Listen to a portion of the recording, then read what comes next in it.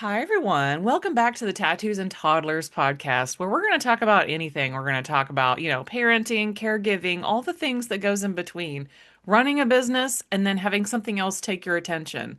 That duality is really where we're sitting in this conversation today. And so I am so excited to welcome Jenna because this is another Jennifer, y'all, but she goes by Jenna. How cool is that? I told her she reminded me a little bit of Jenna Malone, and then we had a whole conversation just about that.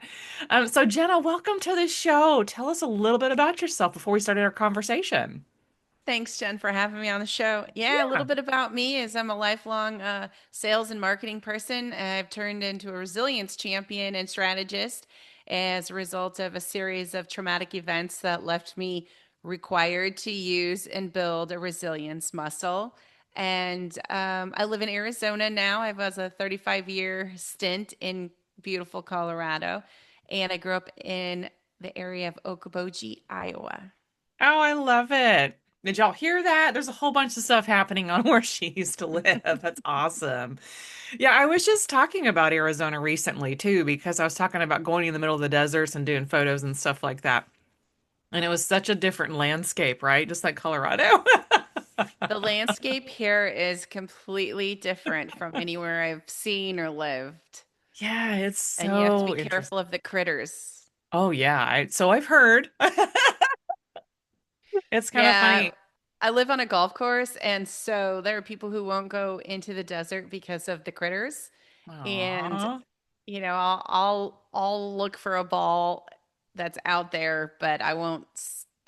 You have to be careful because if you stick your hand in a bush, a snake could be in it. Yeah, and when we had a photography convention there, they were telling, at least in Arizona, they were like, "Watch out for the scorpions. Bring a light to make sure you know all the We don't things." we don't have scorpions. I mean, we pay for pest control, Yeah. so we get them occasionally in the garage, but a little bit, little Yeah, tiny right. things. Itty Yeah. bitties. The Well, rattlesnakes are more the thing that we have to deal with where I live. I love it. I love it. Well, critters aside, I am so glad you could come on today because you have quite a story. And it falls in line with, I know we're doing a podcast swap with both of us too. We're just being resilient in general and walking through change in life is very hard sometimes. And so I wanted to talk about specifically what some pieces of your journey. How has it been compartmentalizing either starting a business, working at a business, and then still juggling some life things? You've had some big life things. So let's just dive right into that conversation. And I'm just going to give y'all a trigger warning just in case this gets a little deep. It's okay. You can hit pause, come back at another time. I'll put a disclaimer on it just in case. But let's get into it, Jenna.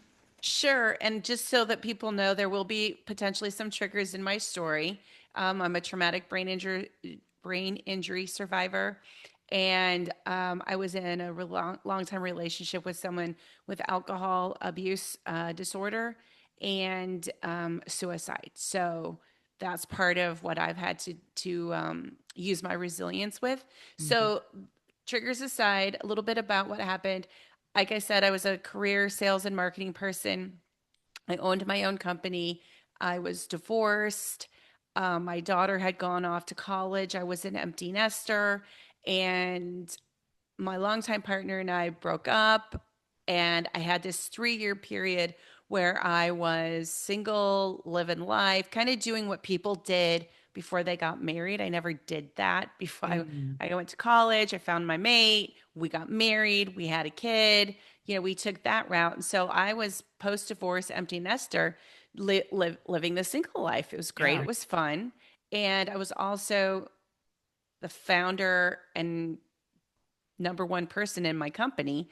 And on January 5th, 2017, all of that changed because I suffered a traumatic brain injury that left me unable to walk, talk. I had zero short term memory.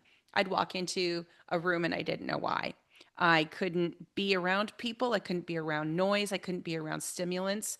I wore a hat in my house in a dark house. Is any light whatsoever was debilitating. Wow. I had vision problems. I had pain in my head. It felt like there was a vice grip closing in on me all the time. And I was nauseous. I was sleeping 1 to 3 hours a night. You can't heal fast or Mhm. much when you're not getting sleep. So it was a really, really painful and lonely, isolating, difficult place to be in my life. I was a go getter. I was taking care of other people, and all of a sudden, I couldn't take care of myself. Yeah. And my friends, I had zero family support. That's very important. My friends stepped up, and my tribe got me rebuilt. You know, they took me to the appointments. They came in and did my chores. I gave up my apartment. I wasn't quite ready to live alone. I then bounced between houses with friends. My boyfriend and I got back together, moved in with him, moved out, moved back in. Very bumpy. And then I'm going to so for a full year, this was very important. For a full year, I devoted everything I had, financial, physical, any resource, I devoted that full year to my recovery. Because if my physical recovery, if I couldn't recover to the point of being able to resume my business or take care of myself, it didn't matter how much money I spent or if I was broke or in debt because I wouldn't be able to make money. So I had to get myself as healed as I could to function in this world. And I was very fortunate. I was able to go back to my company. I had to relearn everything, the software, and I had aphasia where I couldn't grab words. And as a professional writer, that's kind of a scary place to be. Yeah. And I did get hired on with a marketing firm, and I wrote copy for IBM Watson Health. And that put me right back. I no longer needed cognitive therapy because the writing that I was doing for IBM Watson Health was my cognitive therapy. And I'm getting well. And now 2018, I'm no longer with my boyfriend. I have a series of other boyfriends. 2020 rolls around, I think, and we get back together. And we were together, I guess, I don't know, we go back and forth so many times. But in 2021, in September 21, I went in for hip labral repair surgery, and my service animal died while I was under anesthesia. And everyone thinks Jenna's going to lose her shit. Lucy died. Well, I had to rehab my hip. I couldn't get a new service dog or a puppy until my hip was well. Yeah. So, my main goal was get my hip well, rehab my hip, just like I rehabbed my brain. I've completely focused on my goal. And then I start looking for a puppy. I find a puppy. I can't get her. I name her Gracie because you know what? We all need a little grace in our life, right? Always, always. And then I couldn't get her. There was issues with transport. And then one of the rescuers said, you know, I'm not sure this is the right dog for you, Jenna. There's a dog in your backyard. So meanwhile, this is 10 weeks after my surgery. Yeah. My boyfriend had relapsed again and he had moved out and his stuff was in storage and he was temporarily living elsewhere. And I got the call and we tried to get him help. He refused the help. And then we got him in under a psych hold because we knew he had suicide ideation. And they Hmm. went to go help him. And he said, just a minute, and grabbed the gun, fired it. They broke the door down. He was gone. Well, me being the positive person after I got the phone call, thinking, you know, the worst, right? I crumbled down to the floor, sobbing. I'm just Hmm. uncontrollably sob. I'm like heartbroken. And then I pick up the phone and I say, did he survive? And no. So then I'm just a wreck. I lost my shit. Everything was dark. I didn't have a dog. I didn't have Michael. My world was like closing in on me. And for the first time in my life, I saw darkness and Hmm. I didn't have a reason to get out of bed. And on his birthday, 6 days after he died, we cremated him and we cleaned out his storage unit. and I brought a bunch of stuff home. And I get a call to go look for this dog that was in the backyard. So I go to the animal shelter. Within 45 minutes, I'm bringing this black chow chow. He's all over my website. Oh my goodness. His name is Mickey.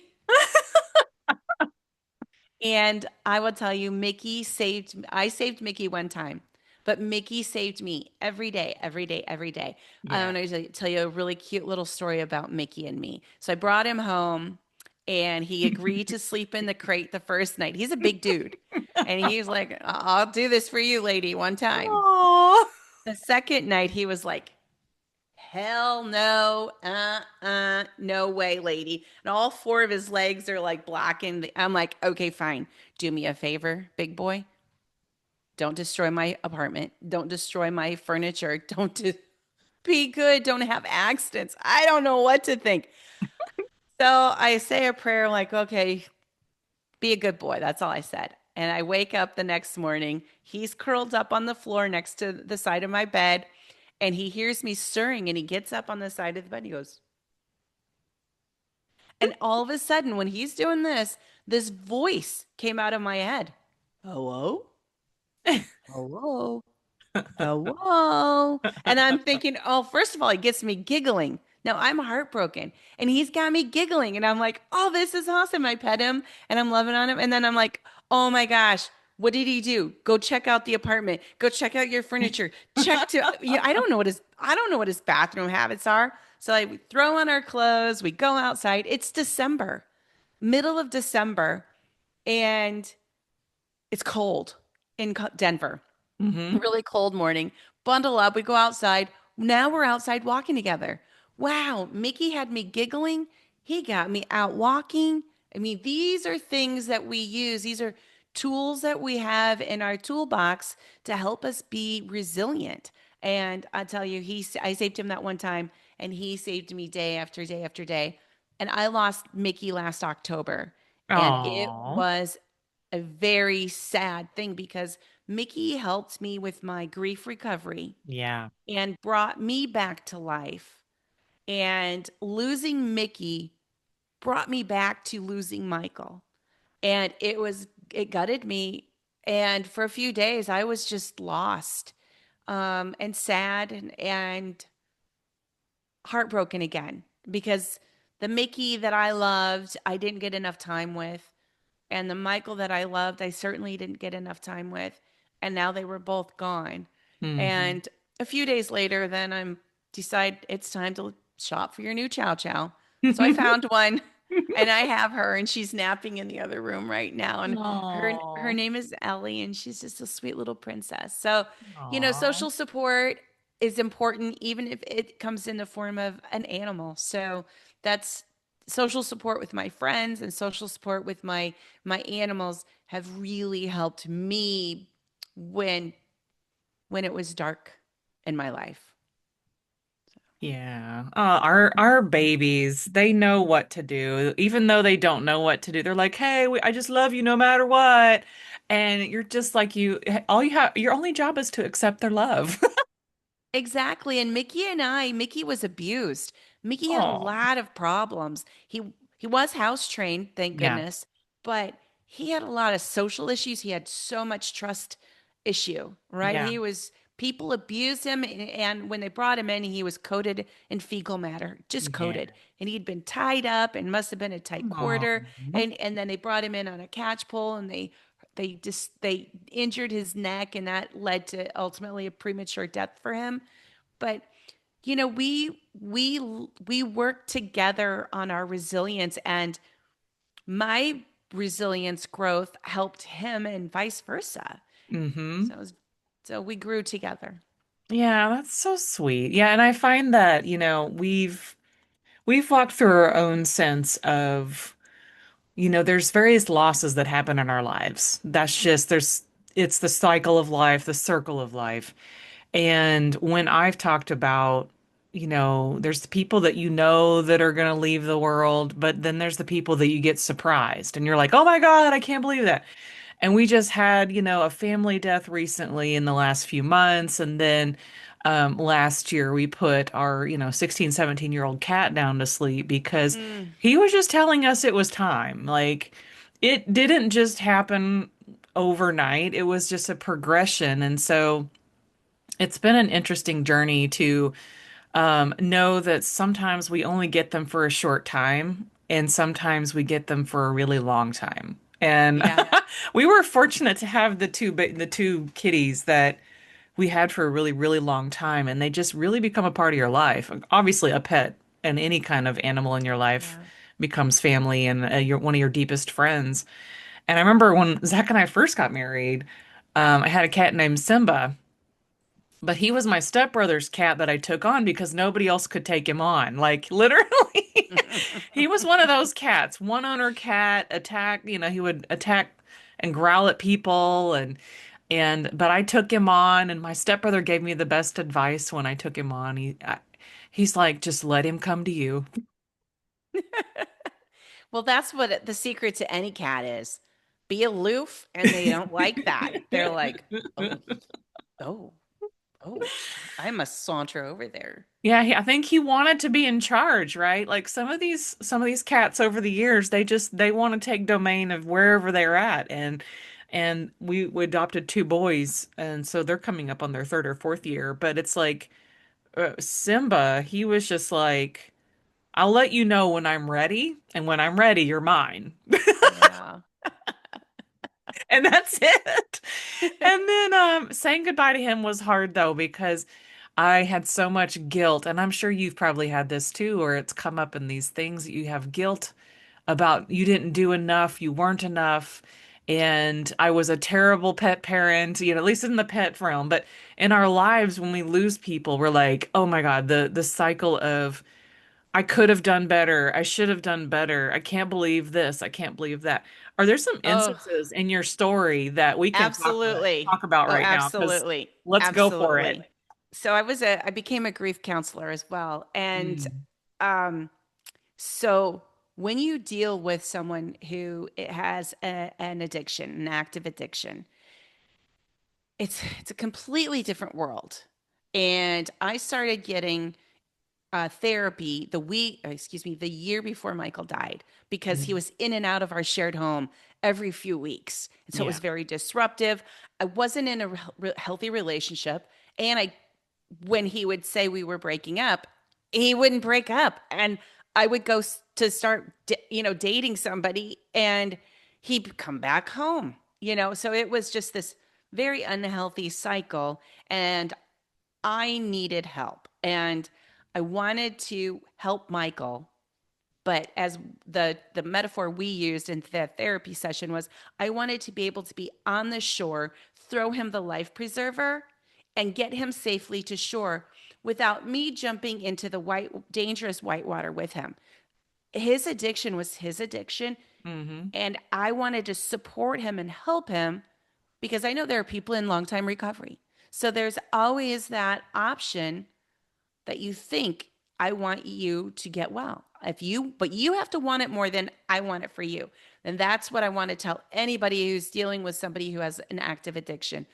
The person that has the addiction has to want the recovery more than you want it for them. Hmm. Very, very important. Spent a lot of time in therapy. So, yes, so a year went by before he died. I was just getting ready to go once a month and then, wean it down. Yeah. And then he died. And what I haven't shared with you is I was always there for Michael when he relapsed. Hmm. Always. He'd call me. If we weren't living together, he'd call me and he says, "You got it in you one more time?" Of course I do. Of course I do. And if anyone doesn't know, the first 24 hours of alcohol withdrawal, well, alcohol withdrawal is the most dangerous drug to withdraw from. The first 24 hours are critical. Then it's 48 and 72. And there's this thing called pause, post alcohol withdrawal syndrome. And it Mm. can happen and it can kill you at any point in time. 10 years after your sobriety. So I mean Interesting. it's a very scary time and I was always with him and I was his nurse and I did the medication. It was always a oh gosh, what's the word I'm thinking of? Um, Medical withdrawal. So that meant he had medication.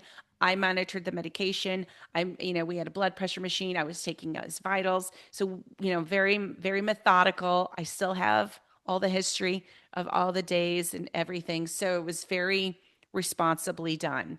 And this particular time, I spoke with his mom, and she said, let's try and do this without our coming to him. I said, okay. Yeah. I was 2.5, 3 hours away at most. I said, I'll go to him if you want. Nope, let's see if we can do this. I said, okay, and that's the decision we made. Yeah. Well, when he died, talk about the guilt. The one time I didn't go and help him. Now, granted, he didn't ask me to, but I took on so much guilt. I felt like I could have made a difference. Of course, that story is the story that plays in my head. So then I went back to the therapist and I'm like, we're back to weekly therapy. now, now I need help for another thing.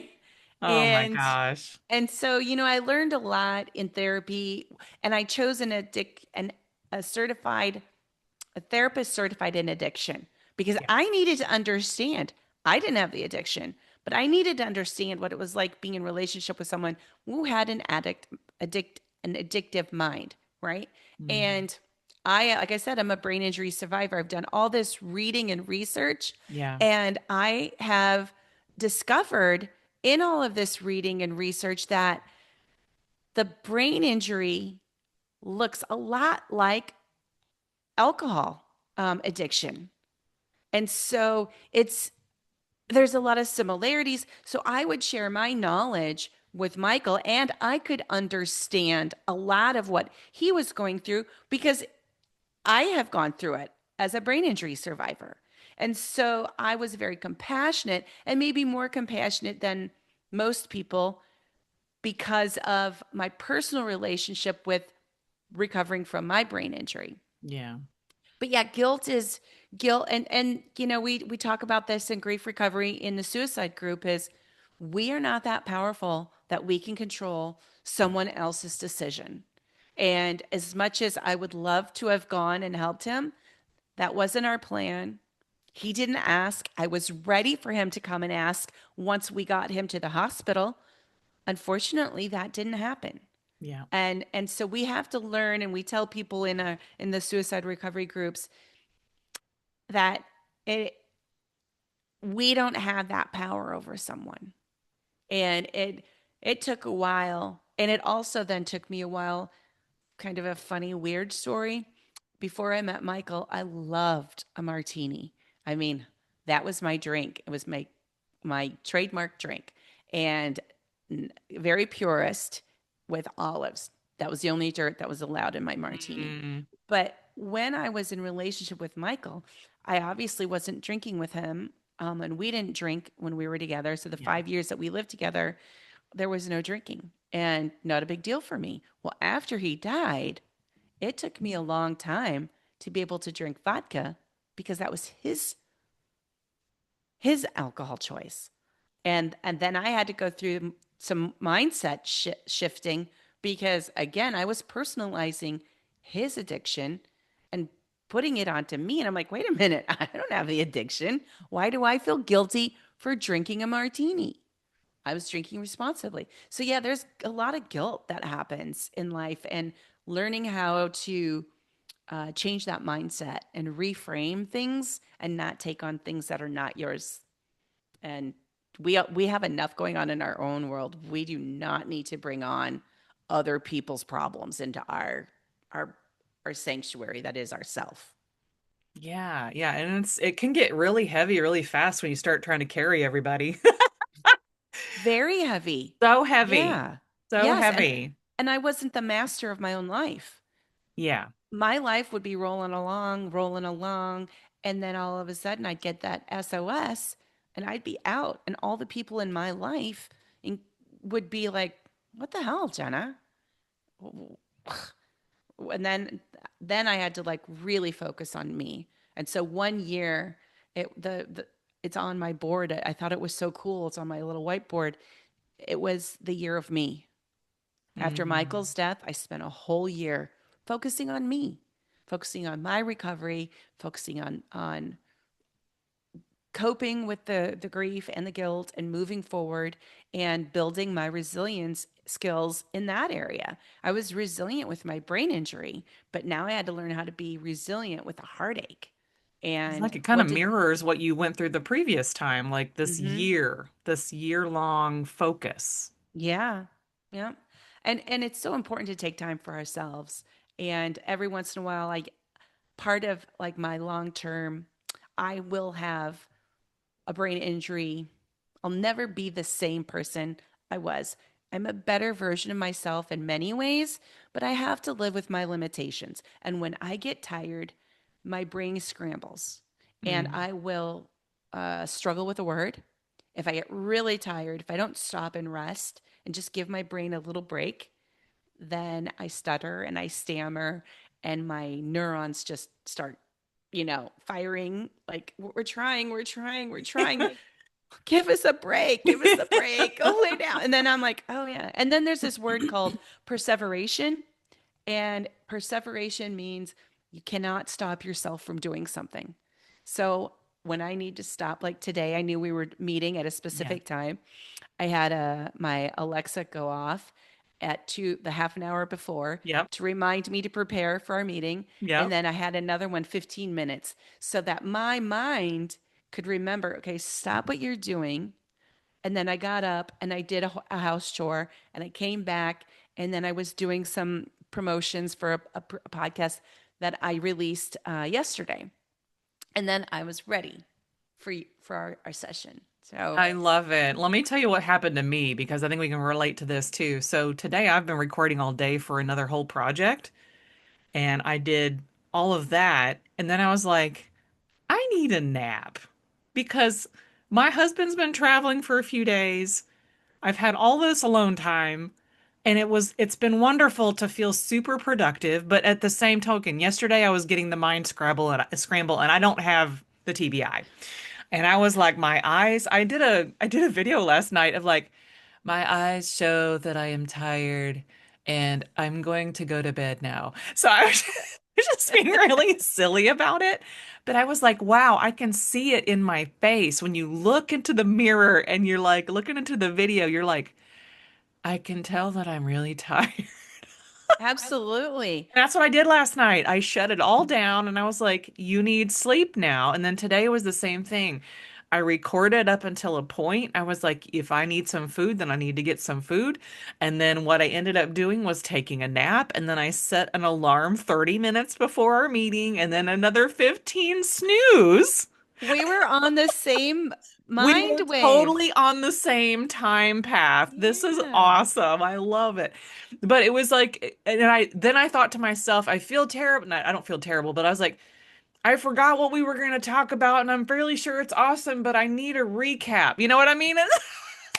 And then here's the other thing is I started the email this morning and then I left for tennis and then I came home and in my mind that email was gone. And then I'm Right. opening moving windows around. I'm like, "Oh, oops.